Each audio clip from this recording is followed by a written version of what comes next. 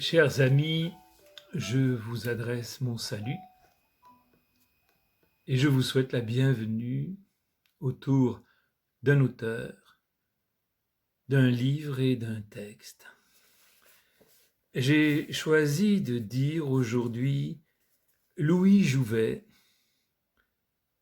pour son livre Le comédien désincarné avec une préface de Fabrice Lucchini. Livre édité aux éditions Flammarion.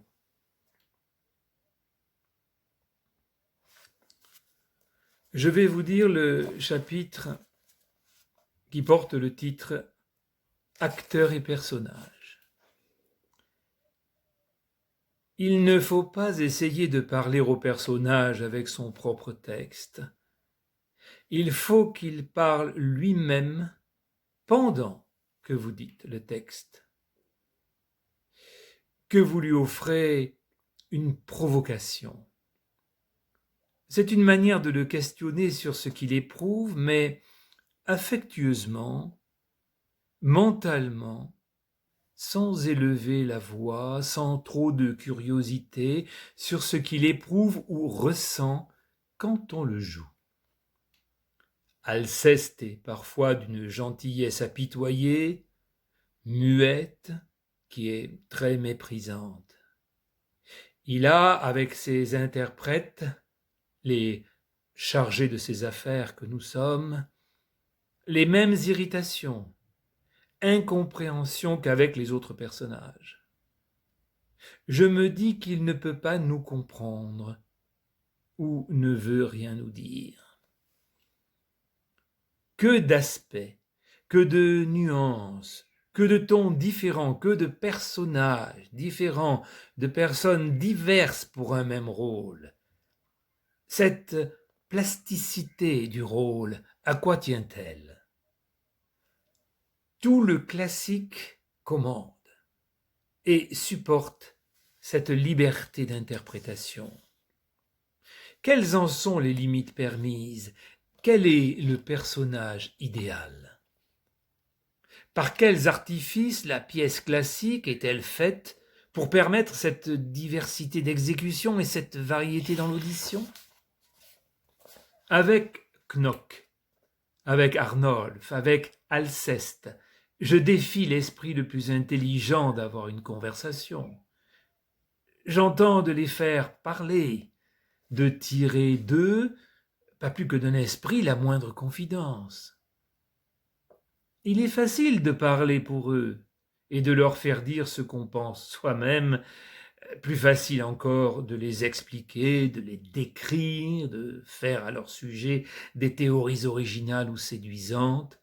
Elles seront toujours incomplètes, sinon pauvres. Il est facile de les représenter charnellement, mais leur incarnation spirituelle, la seule qui importe pour moi, est un phénomène dont l'imagination fait frissonner. Ce phénomène prend sa source dans un état physique préalablement nécessaire et protecteur, mais l'opération même présente des dangers aussi grands que l'envoûtement ou l'hypnotisme. Le théâtre est heureusement un jeu. Le comédien retourne à lui-même grâce à sa pesanteur, grâce aux contingences dans lesquelles il pratique ce rite d'incarnation, grâce à l'état d'esprit de ceux qui l'assistent. C'est une habitude que nous avons prise. Il y a, on le sent à le pratiquer, des moments possibles de destruction foudroyante au cours de l'exécution d'un rôle. Mais il y a des destructions lentes aussi. On en voit dans notre profession. Étranges occupations où chevauchent en liberté nos facultés imaginatives. Le chapitre de philosophie qui traite avec une lucide tranquillité de l'imagination, comme de la sensibilité, du plaisir et de la douleur, et que je lisais au collège me semble aujourd'hui une niaiserie désespérante. Et cependant, ces personnages ne sont en apparence qu'un des nombreux rôles du théâtre. Est-ce à sa vérité actuelle ou historique que le personnage doit ses vertus? C'est à son abstraction spirituelle. C'est, pour Knock, à une vérité supérieure, générique de toute idée de médecine.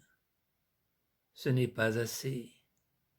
Il les doit à tous les remous qu'il fait dans l'âme des spectateurs, souvenirs personnels sur eux-mêmes et sur les autres, justesse d'observation, vengeance de leurs craintes, moquerie de la maladie qu'on ne craint plus à ce moment et des inquiétudes dont libère le rire.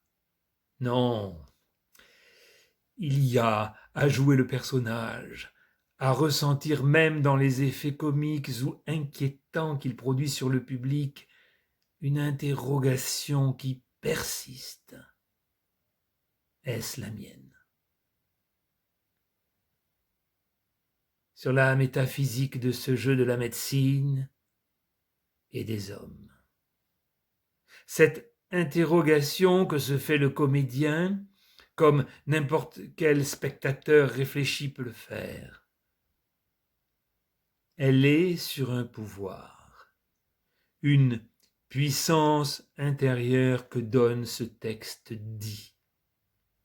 Une fois qu'on l'a animé par un système d'inflexion, de gestes, d'évolution sur scène, une vie propre, profonde, qu'on éprouve tout le temps que dure cet exercice et qui parfois, pour d'autres personnages, revient en écho dans votre existence journalière, subsiste, et qu'on devine, qui s'insinue, si on l'observe bien, comme un enchantement dont on garderait encore les effets, une contamination qui laisse des traces dans l'organisme après un long temps. Bref, une opération vraiment spirituelle avec toutes ses conséquences. Je vous remercie.